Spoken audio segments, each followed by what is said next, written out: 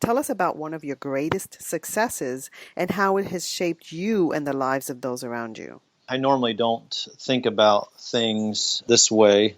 It's just a challenging question for me. I would say the best business decision I ever made was actually a really challenging decision. I mentioned going to Jacksonville, Florida. I mentioned the commercial property that we bought there where we had our headquarters, and then we had a property management company where we rented out office space. When we went there, we were subleasing from a nonprofit that was subleasing from a nonprofit that was leasing from this owner. One day the owner walked into my office and said, "Hey, what does it mean when somebody says they're going to foreclose on you?" And I was like, "Wait, what? What did you just ask?"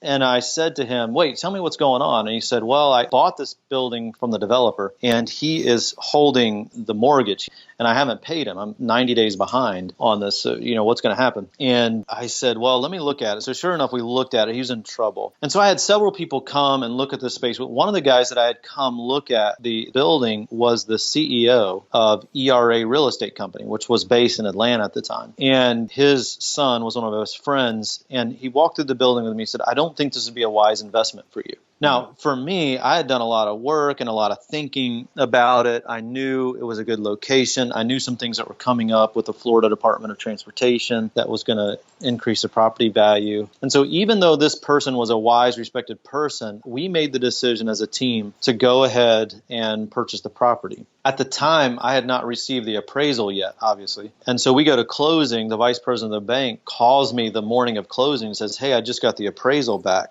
The building appraised for 2 times what you're getting ready to pay for it." Oh, that's nice. Yeah. And so, and then of course, then the building actually tripled in value over the next 5 years because the Florida Department of Transportation put an off-ramp to Interstate 10 right at the end of the parking lot of our building. So what at the time seemed like I was going, in fact, I lost a relationship with this person, the CEO of, very influential person, Fortune 500 company, over my decision. He was frustrated that I'd asked his advice and I hadn't taken his advice, but I was doing what we knew we needed to do, and it became the best business decision that we ever made. It's the way that we've been able to do what we're doing today. If we hadn't made that decision, we never would have been able to. Wow. So even in the face of adversity, we were able to make a decision. Again, the mess now becomes part of the message.